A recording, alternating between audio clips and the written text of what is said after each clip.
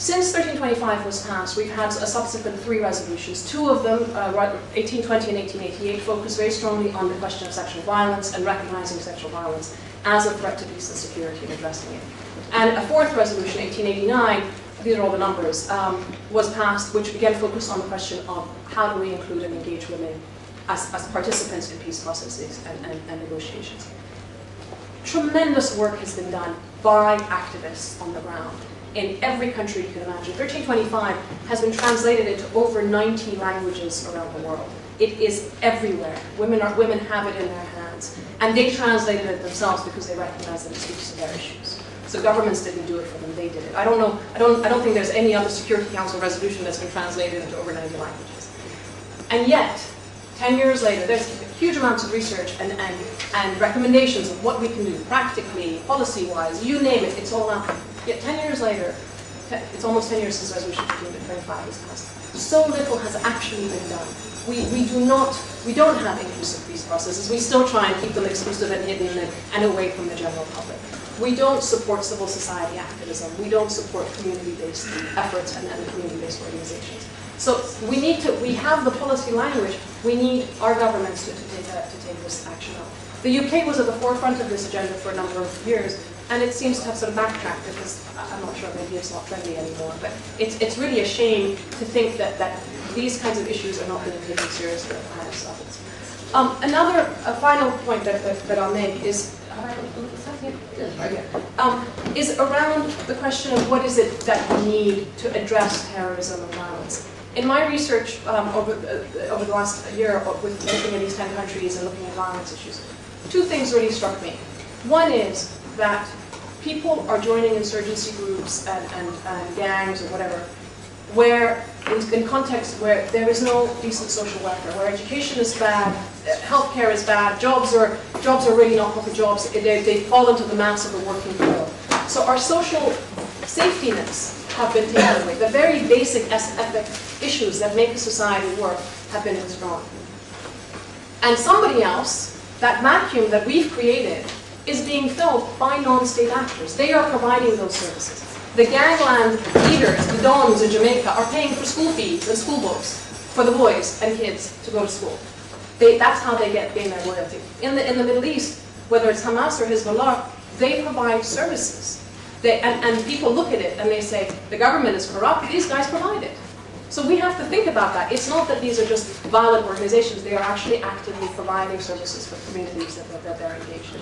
So this is something that we have to turn around as the international community and put much more attention to the challenge of how do we build up social issues. And related to that was, there's been a real push in recent years promoting microcredit and entrepreneurship and so forth in many third world and sort of crisis-affected countries. But I've come across people who say, I don't want to be a cafe owner or a little salesman. I want to be a teacher. I want to work for my community. I want to do health work. Why are we not supporting those kinds of community-based efforts to enable social capital and that community resilience to be built up again? Research has shown that the communities that are resilient to violence and extremism are ones that have institutional leaders, whether it's sort of elders or religious leaders or others, and a diversity of actors and diversity of efforts that push back the violence, that can see bad things coming and are proactive against it. Women, youth, and so forth. We should be thinking about how we work from the bottom up. I'm going to end with 2 quotes, an Israeli and a Palestinian woman who, in 2002, when the peace process was completely failed and Israel had imposed curfews on Palestinian territories, nobody was meeting publicly. These 2 women did a tour of the United States and they came to the Security Council, and this is what they said. The first one is Maha Abu Daya Shamas.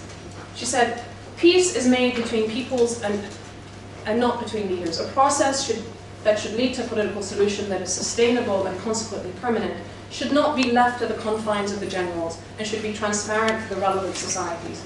We have to address and understand each other's history with an open mind.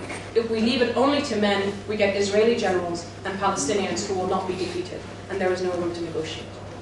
And then there was Harry Greenblatt, the Israeli, who talked about it in terms of women. She said, I cannot but be aware of the failure of both our local leadership as well as the international community to productively navigate our people on a path towards peace. I cannot help but be aware that the slim glimmers of hope that in this terrible situation have consistently been provided by the grassroots women peace activists on both sides. Given this dismal history of past performance, it is unthinkable not to include women, large numbers of women, 50% women, in upcoming peace processes. You need us because we have developed the courage to cross the lines of difference drawn between us, which are also the lines drawn inside our heads, and the intelligence to do it safely without a gun or a bomb, and to do it productively. And most importantly, we are learning to shift positions, finding ourselves moving towards each other without tearing out or reducing inequality. Even when we are women whose very existence and narrative contradicts each other, we will talk, we will not shoot.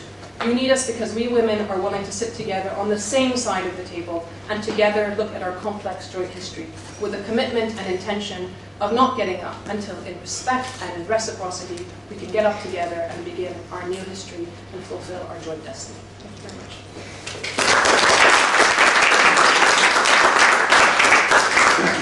Thank you very much, Sanam. We're doing really inspiring cases of women as peace builders and the potential they have and how you can develop that process. I'll turn now to Dr. Gulnur Aybeck, who's lecturer in international relations at the University of Kent, Canterbury, and a public policy scholar at the Woodrow Wilson Center for International Scholars in Washington, D.C. She's also a senior associate member of St. Anthony's College, Oxford University. I was previously a visiting scholar at the Center for Transatlantic Relations, Johns Hopkins University, Washington, D.C. She has also been a visiting faculty at the NATO Defense College in Rome and at the Sabancı and Bilgi universities in Istanbul, Turkey. She is presently working on a book, The Transformation of Modern Turkey and its Transatlantic Relationship. Her most recent publication is NATO in Search of a Vision. She is the author of European Security Architecture After the Cold War, Questions of Legitimacy. So there are actually, I could go on with more of a publication, but since we're running short of time, I'll just end by saying that in 2009, she was nominated as one of the top 20 most powerful Muslim women in the UK by the Equality and Human Rights Commission and the Times.